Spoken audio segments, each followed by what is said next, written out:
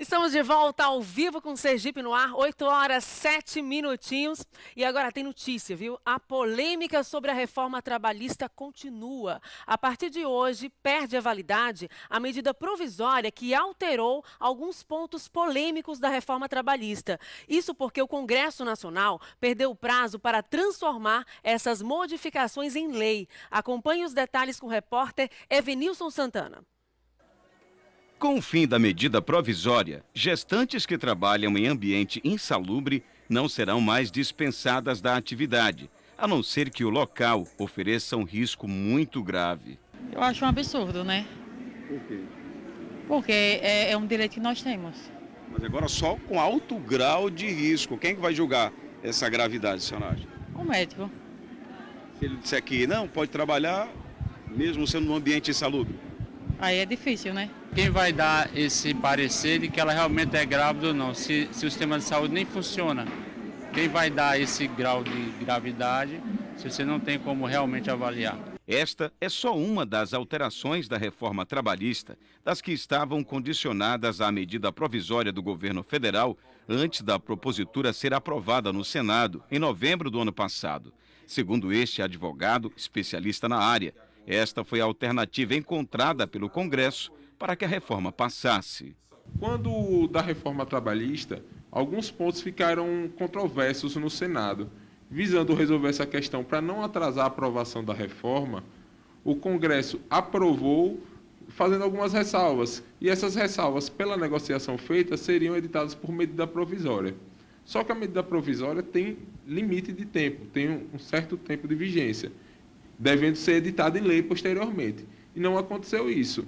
Acabou-se o prazo da medida provisória, que deixa de viger hoje, e não foi feito nada com relação a essas mudanças que ela trouxe. Aí, a partir daí, esses pontos que a medida provisória modificou vão deixar de valer, não vão mais ser aplicados.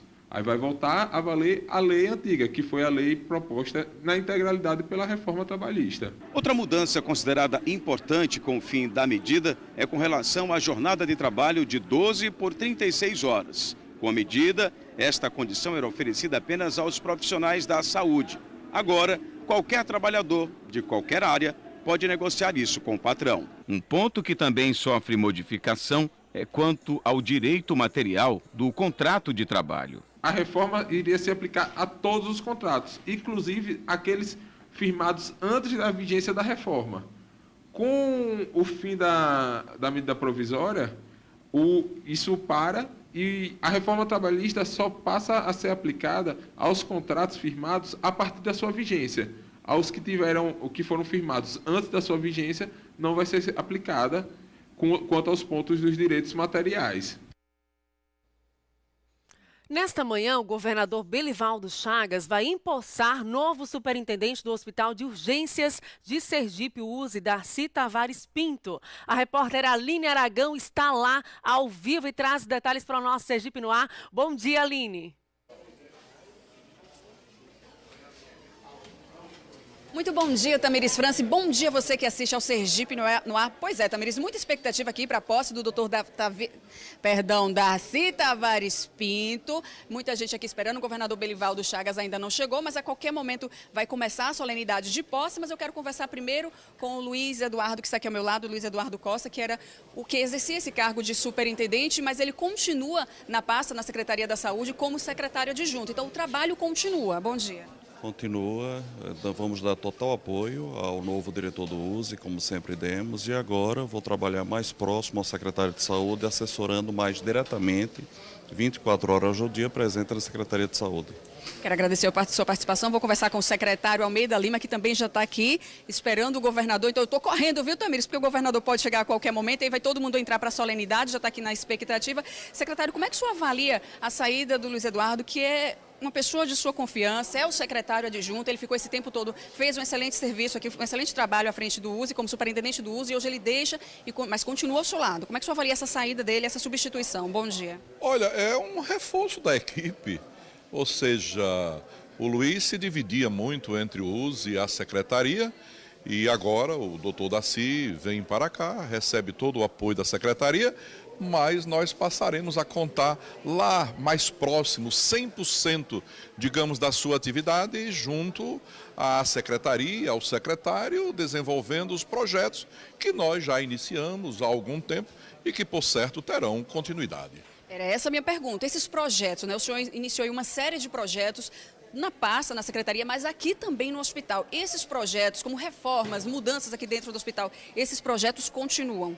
Continuam e outros serão agregados, porque inclusive já integrava o nosso planejamento e vem agora com um reforço de foco do próprio governador, o doutor Belivaldo Chagas, no sentido de trabalharmos aí para diminuir as filas das cirurgias eletivas, e nós já vínhamos trabalhando nesse aspecto, estamos reforçando, não é? E eu acredito que até o mês de julho, agosto, a gente já tem aí muitos quilômetros rodados no sentido de realizar inúmeras cirurgias eletivas nos vários campos de especialidade da medicina. Como é que o senhor avalia a chegada do doutor Daci? Ele é técnico, né? Já exerceu função de superintendência em outros hospitais em nosso estado, agora vem para o USE, é muita responsabilidade, a gente sabe disso, mas como é que o senhor avalia a chegada dele? Olha, ele já é uma pessoa conhecida, já faz parte da equipe. Até ontem esteve como superintendente da unidade de Itabaiana, que é uma grande unidade, ou a maior unidade no interior do estado. Ele vem para aqui com a experiência de quem já foi diretor também lá no Hospital de Cirurgia, ou seja, se incorpora mais diretamente aqui, mais próximo à secretaria para a prestação desse serviço. Eu tive a informação que o doutor Daci acabou de chegar, mas eu tenho uma pergunta que eu não posso deixar de fazer para o secretário, viu, Tamires? Porque todo mundo quer saber, o senhor continua à frente da secretaria? Olha, continuo sim, não é? Até o dia em que Sua Excelência, o governador, assim entender, não é? E de forma prazerosa, continuando a trabalhar em benefício da população de Sergipe. O problema envolvendo o Centro de Nefrologia já foi resolvido? Eu estive lá semana passada, eu vi em pleno funcionamento, já foi resolvido? Eu acho que fazer é a melhor resposta. E a resposta foi dada, o centro está funcionando e é esse o objetivo, atendendo à população de Sergipe. Muito obrigada pelas suas informações e participação no Sergipe no Ar. Tamires, o doutor Daci acabou de chegar, dá tempo de eu ir até ele? Está aqui a produção, dá tempo, produção, a gente falar com o superintendente? Pode ir sim, Aline, dá tempo. Traz ele para cá. Vamos girar então aqui, hein? Sergipe no Ar, ao vivo, acompanhando a posse, a solenidade de posse. Ele está lhe dando entrevista aos colegas da imprensa, mas eu vou tentar me aproximar, Tamires. Vamos chegando aqui. Vamos tentar ouvir. O doutor Daci que está assumindo hoje, o doutor Daci Tavares Pinto. A gente está ao vivo no Sergipe no Ar, vamos acompanhar a entrevista. Que não compete somente ao superintendente do USE, à equipe do USE. É um trabalho que compete a toda a sociedade. Quais as informações que o senhor tem em relação ao USE, doutor Daci? Como eu sou funcionário já há 5 anos da Fundação Hospitalar de Saúde, tive a honra de ser o superintendente do Hospital Itabaiana há 5 anos, então a gente tem uma ideia geral dos problemas que nos afligem, que a maioria deles é comum a todos os hospitais da rede. É claro que os problemas do USE são os mesmos, assim multiplicado por 10, por 20, por 30. Então nós temos essa noção e temos alguns projetos de ação interna e de ação externa com os outros entes que trabalham conjunto com todos nós. Doutor Daci, nós estamos ao vivo no Sergipe, no Ar da TV Atalaia. O senhor recebe aí uma grande missão, que é a Superintendência do Hospital de Urgências de Sergipe. Como é que o senhor chega? Como é que vai ser o trabalho a partir de agora? Eu chego acreditando, a missão é grande, mas Deus não dá missão inatingível, né? Ela dá a missão de acordo com a sua vontade, com o seu trabalho. Então eu acredito nas pessoas, eu acredito na seriedade, eu acredito na transparência. Qual será a primeira medida adotada pela sua gestão, pelo senhor aqui? A primeira medida é chegar com cautela, com humildade. É uma casa que eu nunca trabalhei, apesar de ter uma vasta experiência já, tanto em administração hospitalar como em administração pública. Eu não sei se vocês sabem que eu, além de ortopedista, sou sanitarista, então eu tenho uma visão de saúde pública como sanitarista e tenho uma visão como ortopedista, que são visões completamente diferentes, mas eu tenho que chegar com a humildade daqueles que chegam, para primeiro ouvir, para depois agir. Você já traz algum projeto para mudança aqui? Trago sim, trago projeto, já pelo que a gente pode perceber, a gente tem que ver com carinho a questão do fluxo, porque esse fluxo é importante na demora desse paciente que fica principalmente no pronto-socorro, naquelas macas. A gente tem que rever o que é que está travando o andamento desse fluxo, porque nós precisamos não de leitos, nós precisamos sim de rodar leitos. Isso é um hospital de urgência, não é um hospital de doença crônica. Então a gente tem que trabalhar nesse sentido. O senhor pega numa questão bastante importante, né? O fluxo, a superlotação, que é sempre falada no uso. É isso aí. A missão que o governador me disse e que ele percebi uma sensibilidade enorme nele na resolução dos problemas de saúde, principalmente no problema hospitalar, é a visão que causa o maior impacto, que é a superlotação, que é a quantidade de maca, é o doente estacionado ali. Muito obrigada pelas suas informações. O superintendente do USE falando com a imprensa agora aqui. Tamires, eu vou saindo aqui de fininho, deixar os colegas trabalhando. Ele falou então aí sobre que traz projetos, que o trabalho continua no USE, assim como o secretário Almeida Lima falou, os projetos do Almeida continuam, ele traz novos projetos também, e aí vai dar incrementar nessa questão do fluxo e da superlotação, que foi um pedido feito pelo governador Belivaldo Chagas. Tamires. Que bom, Aline, obrigada. A gente espera mesmo que tudo funcione rápido, afinal de contas, como o próprio nome já diz, é um hospital de urgências, não dá para esperar. Agora, mudando de assunto, eu estou recebendo hoje aqui no estúdio do Sergipe no Ar a jornalista, mestre em comunicação pela Universidade Federal do Paraná, Mônica Pinto. Ela veio a Sergipe lançar o livro Comércio em Sergipe, História e Histórias, lançado na última quinta-feira, durante o aniversário de 70 anos da Fé Comércio. Bom dia, Mônica, bem-vinda ao nosso Sergipe no Ar, e para falar um pouco sobre história e histórias do comércio sergipano, inclusive contar algumas histórias sobre como nasceu algumas cidades oriundas de feiras livres com histórias ímpares e particulares, né? Bom dia. Bom dia, Tamires. Obrigada pelo convite. Sempre bom a gente compartilhar algum conhecimento, porque eu digo que esse processo de produção do livro, o grande prazer que eu tive foi descobrir o quanto eu não sabia. Porque, como você falou, tem histórias muito interessantes de todo esse movimento do comércio como gerador de cidades. Como você falou, tem várias cidades, não só de Sergipe, mas do Nordeste, que nasceram em volta de feiras. Por circunstâncias variadas, povoações foram fazendo feiras. Por exemplo, Carira foi uma povoação que nasceu de homens fugindo da Guerra do Paraguai.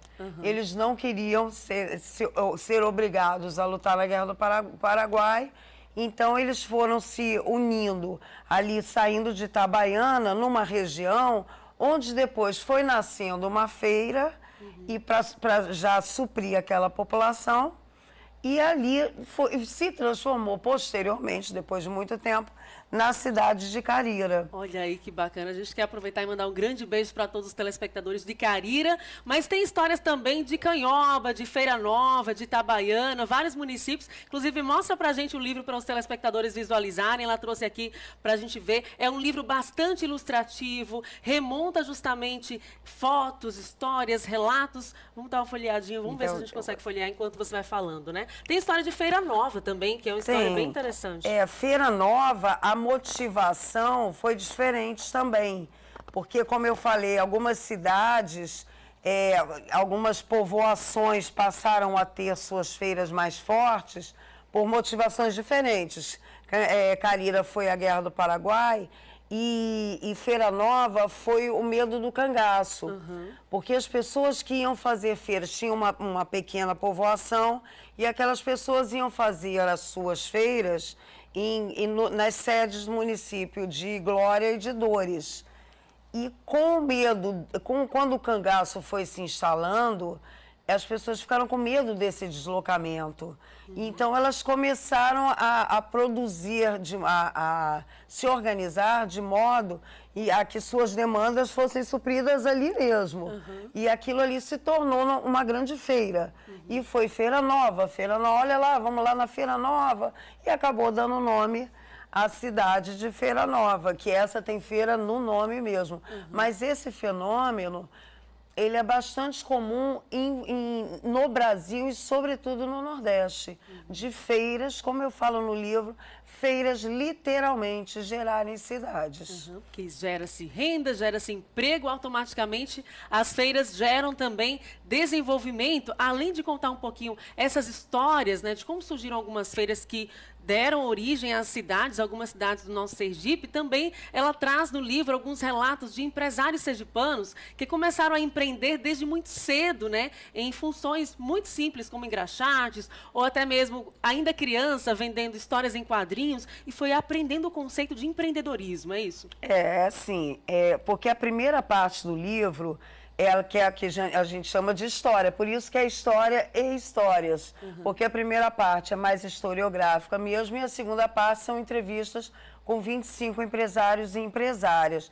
E o que a gente percebe nesses relatos, que dessas entrevistas eu fiz reportagens de 4 páginas, não é uma entrevista ping-pong, eu transformei aquilo. Mas o que a gente percebe, um ponto em comum bastante constante, é que principalmente os homens, os empresários, muitos deles começaram já em alguma atividade comercial na mais tenra infância.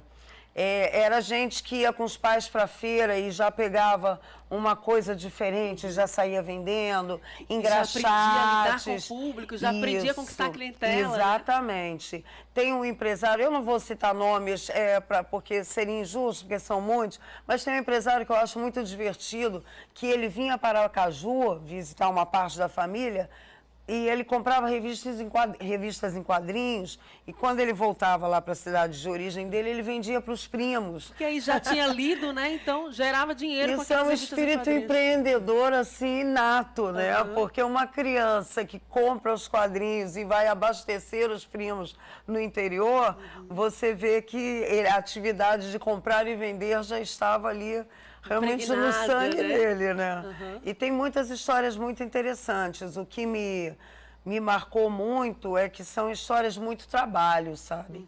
São histórias de muita luta. Existe uma mística de que o empresário é um rico. Mas tem toda uma história, né? Nossa, aquelas pessoas, elas trabalham muito e elas começam muito de baixo, às vezes. Você destaca também a Feira de Confecção em Tobias Barreto. Enfim, um livro muito rico. Como adquirir para a gente encerrar? A população ter acesso? Ele é de distribuição gratuita. Agora, como ele é um livro, assim, que foi bastante custoso, ele não foi feito uma grande tiragem. O que a gente colocou para realmente todo mundo ter acesso, no site da FEComércio Sergipe, tem o PDF do livro integral para ser baixado, para quem quiser pesquisa, acesso para todos. E quem quiser tentar lá na FEComércio, também ainda deve ter alguns exemplares. Que bom, sucesso. Muito obrigada por sua presença aqui no nosso Sergipe no Ar. Amanhã já vai voltar para a sua cidade, mas seja sempre bem-vinda a Sergipe. Obrigada. Bom dia.